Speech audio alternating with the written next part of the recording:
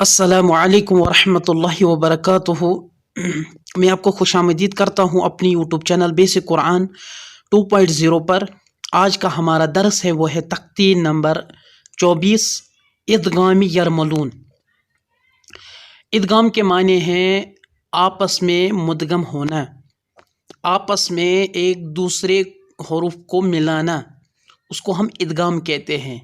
مگر یہاں پر ادغام یرملون، یہ اصل میں یرملون 6 حروف ہے، یا را میم لام واو نون۔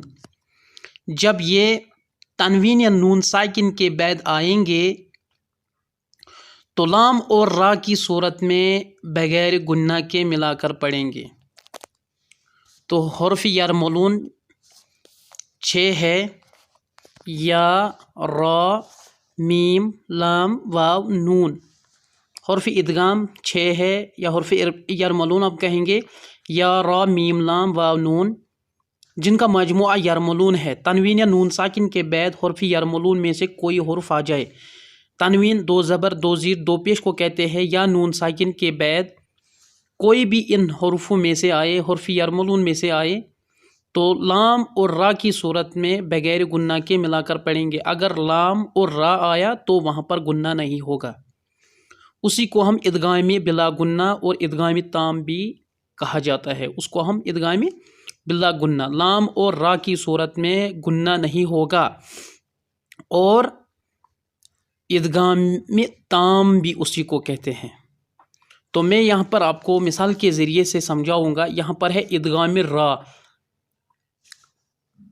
میم پیش مو، ح میم زبر حم، محم میم زبر محمد، دار را 2 پیش در، محمد را زبر ر، محمد ر، سینوا پیش سو، محمد الرسول، لام لام پیش لل، محمد الرسول، لام کھڑا زبر لا، رسول اللہ زیر ہی، رسول اللہ، محمد الرسول اللہ۔ تو یہاں پر تنوین آئی، تنوین کے بعد حرف یرملون میں سے یعنی حرف ادغام میں سے را آیا، تو یہاں پر گنہ نہیں ہوگا، کیونکہ یہ ہم نے قاعدہ پڑھا ہے۔ جب ہم ادغام کے معنی ہی مدغم کرنا، آپس میں ایک دوسرے حروف کو ملانا، جب ہم اس کو را کے ساتھ ملائیں گے تو یہاں پر گنہ نہیں ہوگا۔ یہ قاعدے کا اصول ہے، لام اور را کی صورت میں گنہ نہیں ہوگا۔ باقی جو بھی اس کے بعد جو بھی حروف ہے، ان میں سے یا را اور لام کو چھوڑ کر یا میم واو اور نون بچ گیا، جس کو ہم کہتے ہیں یومن، یومن میں گنہ ہوگا۔ تو میں نے آپ کے سامنے یہ مثال پڑھی، آپ میں یہ پڑھوں گا، میم را زیر مر، را با زبر رب، مر رب با زیر بی، مر رب بی کیب زبر کے، مر رب بی کے، غین زر غف و پیش فو، غفور را را 2 زبر رر، غفور را زبر ر، غفور ر، حیا زیر حی، غفور الرحیم، میم الف 2 زبر من، غفور الرحیمن۔ اگر یہاں پر آیت آئے گی تو ہم پڑھیں گے غفور الرحیم۔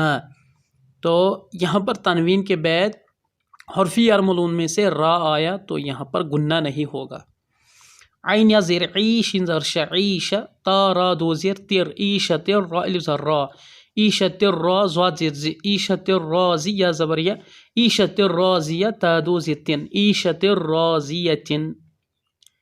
اگر یہاں پر آیت آئے گی قرآن میں تو عیشت الرازیہ ہم پڑھیں گے۔ تو میں نے جتنے بھی آپ کو ویڈیو پڑھائے ہیں وہ آپ کے لیے ضروری ہے، وہ سب ویڈیو آپ دیکھیے۔ میں نے اس میں مکمل طور پر یہ جو نورانی قاعدہ ہے بڑی ڈیٹیل کے ساتھ آپ کو سمجھایا ہے۔ اگر آپ واقعی طور پر ہر روز ایک ایک ویڈیو دیکھو گے غور و فکر کے ساتھ، تو انشاءاللہ میں آپ کو یہ گارنٹی دیتا ہوں کہ آپ قرآن سیکھ پاؤ گے۔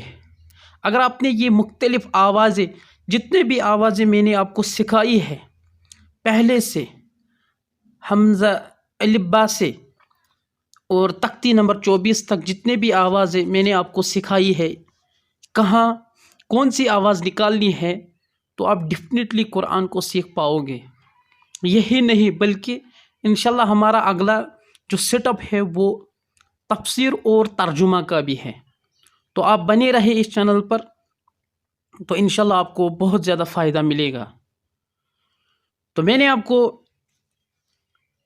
ادغام یرملون میں سے را پڑھایا ادھر، اب ہے ادغام لام۔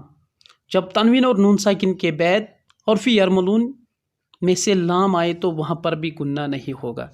جیسے میم لام زیر مل، لام زبر ل، مل ل، دال نون پیش دن، مل لدن، ہا پیش ہو، مل لدن ہو، کیف لام پیش کل، لام لام دو پیش لل، کل لل، لام زبر ل، کل ل، ہا الٹا پیش ہو، کل لہ۔ یہاں پر تنوین کے بعد لام آیا حرف یرملون سے تو یہاں پر گناہ نہیں ہوگا۔ یا زبر یا، کیف لام پیش کل، یا کل، لام زبر ل، یا کل ل، ہا الٹا پیش ہو، یا کل لہ۔ تو یہاں پر نون ساکن کے بعد لام آیا، یہاں پر بھی گناہ نہیں ہوگا۔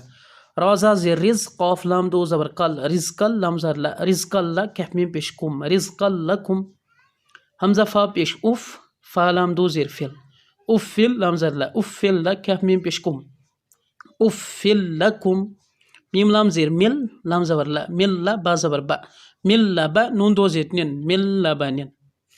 تو آج ہم نے حرف یرملون میں سے خالی لام اور را کو پڑھا۔ یہ قاعدہ ہمیں یاد رکھنا ہے کہ تنوین اور نون ساکن کے بعد جب لام اور را آئے تو وہاں پر گناہ نہیں ہوگا، اور اس کے علاوہ جتنے بھی حروف ہیں وہ ہے یومن، یا و میم نون، ان میں گناہ ہوگا، وہ ہم انشاءاللہ کل پڑھیں گے۔ تو آپ کو یہ ویڈیو جو میں نے ابھی تک پڑھائے ہیں اپنی چینل پر، یہ آپ کو ضروری دیکھنے، تو آپ کو بہت زیادہ فائدہ ہوگا، انشاءاللہ آپ قرآن سیکھ پاؤ گے۔ السلام علیکم۔